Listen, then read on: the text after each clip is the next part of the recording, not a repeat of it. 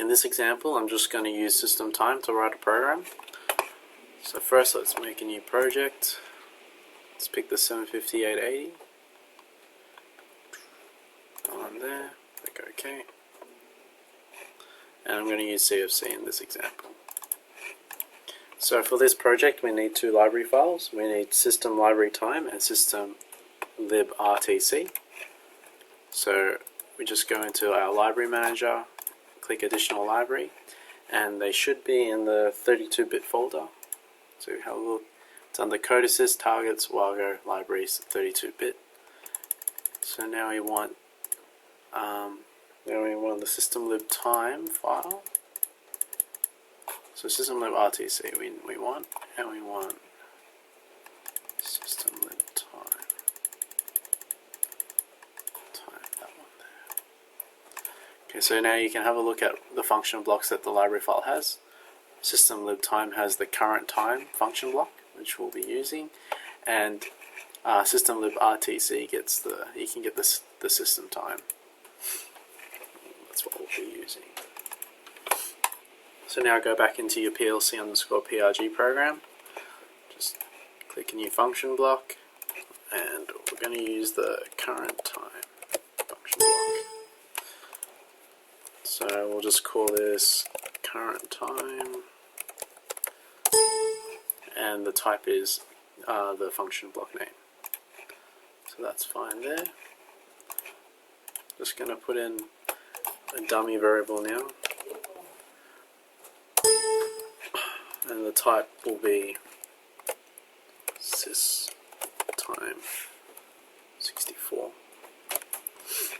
If you're unsure of what type it should be, you can always recheck the library file.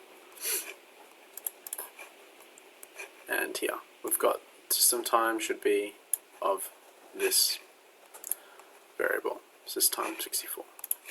Okay. And now we're going to put in the time. So we'll just go type real time. And the format for this is system time date. Okay. So now what we've got here is the time and date format, and what you can actually do is you can actually call different variables from that variable. So what I mean by that is if you type real time, if you put a full stop at the end of that variable, it pulls up the different variables that are in the type real time. So you can pull up, for instance, day of the week. So let's click that. Sorry. Stop. Day of the week. So now what this will do is it will show the variable of the day of the week, and all this is just based off the system time of the controller. So now if I want to test that, we just go to online communication parameters, and I've set that at COM port 5. So now we're just going to log in. Yep.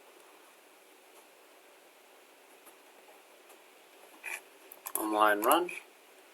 And we've got here the day of the week is 5, which corresponds to Friday. So now I'm just going to click log out now. And what we can do is we actually can turn on an output, let's say at every 0 seconds or 20 seconds, just as an example. So how we do that. So we'll go type real time again. And we're going to use the second variable this time. So there's that one there. Enter. And now we're going to use the equals operator. So that's just EQ. And when the seconds equals 0, oops. What's happened there? 0. And we can copy this.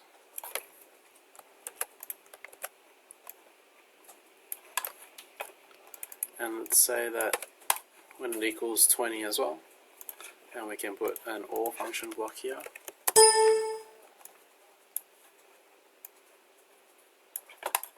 Okay, so now when the seconds is either 0 or 20, we want it to turn on the output.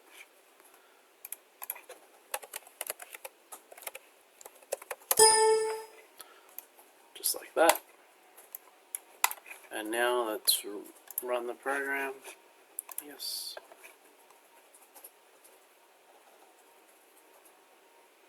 Line run. You can see that the seconds are counting just from the system time. And when it hits either 0 or 20, the output 1 will turn on. So you can use system time, like the number of seconds, the day of the week in your program and incorporate it that way.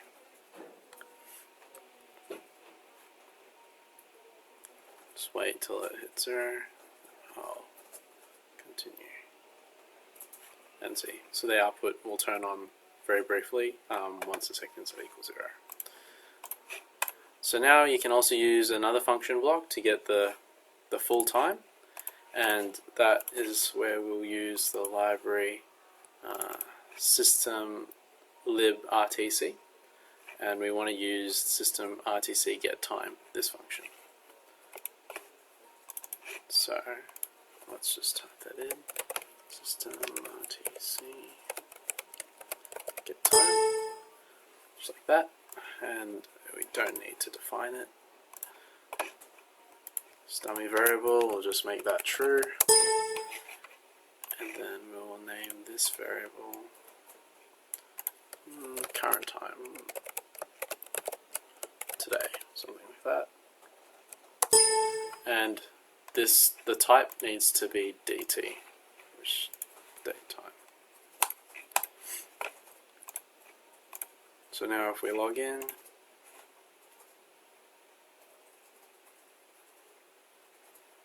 online run, you can see that this is the date and the time right now.